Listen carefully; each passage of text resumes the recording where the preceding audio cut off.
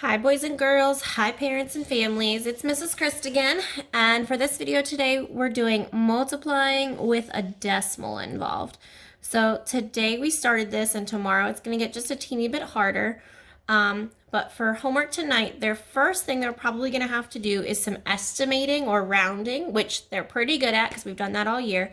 But it'll give you the problem like this one, 1.7 times 55, or 1 7/10 times 55. And they're going to round each one first to see if we can get an estimate of around what the answer is. So 1 7/10, we would round that to the closest whole number, which would be 2. 55, we're going to round that to the nearest 10, which would be 60. So if we were to multiply 2 times 60, we would get 120. So we know our answer is going to be somewhere around this. It doesn't have to be too close, but it'll be somewhere nearby. Then over here, you're going to actually solve the problem. So you're going to stack the numbers on top of each other, just like the standard algorithm, just like the way we grew up doing math. And I talked to them today that on the paper that the book gives us, they actually showed them how to take the decimal out of it, solve it like regular, and then put the decimal back in at the end. And I told them they are more than welcome to do that, but it's easier to lose track of a decimal and then forget to put it back in at the end for them. So I've been showing them how to keep the decimal involved the whole way through so you don't forget that step at the end. But if you are working with your child and you want to show them, just take the decimal out of it, let's get all these numbers right, and then put the decimal in at the end, that's fine too. But here's what I showed them in class. So 5 times 7/10, 5 times 7 is 35. So we know the answer is 35/10, which means if I were writing out 35/10, it would be 3.5, 3 and 5/10. So I'm going to put the 5 here and the decimal, 0.5. And then we're going to carry that 3 up top.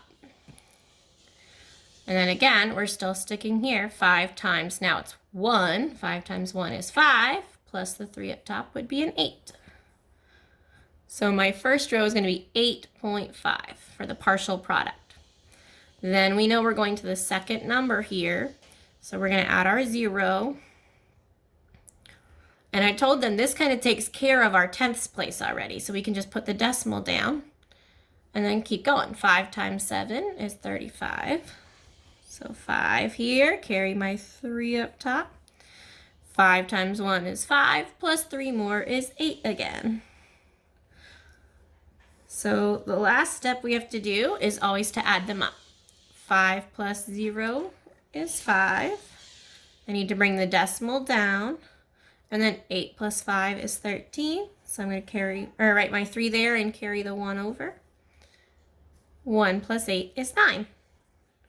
So my answer to this problem should be 93 5/10, which is somewhere in the range of 120. We do know we were rounding up for 1.7 and rounding 55 up to 60. So we knew this number should be a little bit higher than our actual answer. So this would be our actual product of 1.7 times 55. I am at home, so you might hear my toddler playing in the background. Anyways, we're going to go over here. 33 2/10 times 21. We also talked and reminded the students today that when we are doing multiplication, we do not need to line up our decimals. When we add and subtract, we have to line up our decimals, but with multiplying, we do not. We line them to the right. So 2 times 1 is actually 2/10 times 1, which would be 2/10 again, so 0.2. 1 times 3 is 3. 1 times 3 is 3.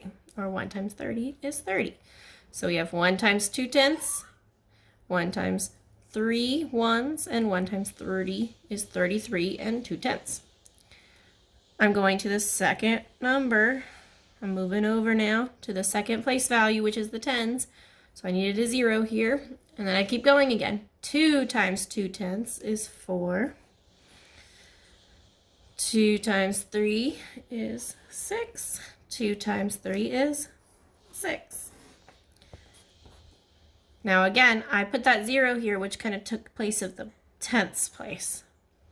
So I'm going to bring that decimal straight down. 2 plus 0 is 2. 3 plus 4 is 7.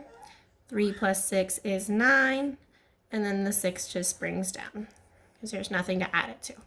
So for this one, my product is 697 and 2/10, or 697.2.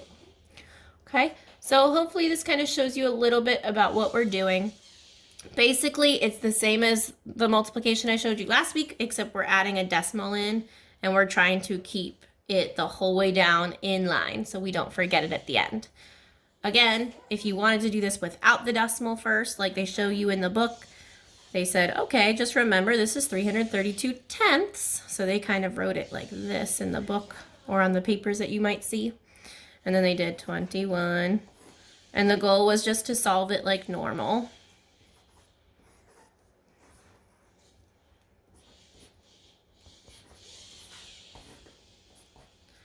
So again, adding these all up.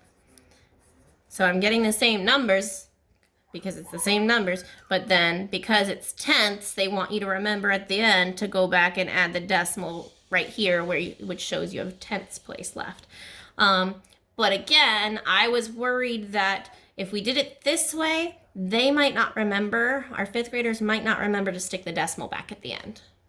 Okay, so that's why I'm showing them this way, where we're keeping the decimal involved the whole way down. But again, I told them it's their choice. I just think this is the smarter move for now until they get really good at it, and then they could always move to this part. Okay? All right, hopefully this helps you guys all with homework this week, and so you can see what we're doing in class. Have a good night.